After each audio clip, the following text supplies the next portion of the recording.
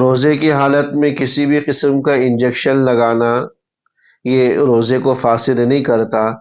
تاہم بلا ضرورت صرف طاقت کے لیے انجیکشن لگانا، ٹیکا لگانا یہ درست نہیں ہے، مکروہ ہے، روزہ مکروہ ہو جاتا ہے۔ لیکن ضرورت کی وجہ سے اگر کوئی آدمی ٹیکا لگوائے، انجیکشن لگوائے یا مجبوراً ڈرپ چلوائے تو اس سے بھی روزہ فاسد نہیں ہوتا، بھلے انجیکشن کسی رگ میں لگایا جا رہا ہو، بھلے انجیکشن جو ہے وہ گوشت میں لگایا جا رہا ہو۔ اسی طرح جو حضرات شوگر کے پیشنٹ ہیں وہ انسولین کے انجیکشن لگاتے ہیں تو اس سے بھی روزہ فاسد نہیں ہوتا، جو پیٹ میں لگتے ہیں اس سے بھی روزہ فاسد نہیں ہوتا۔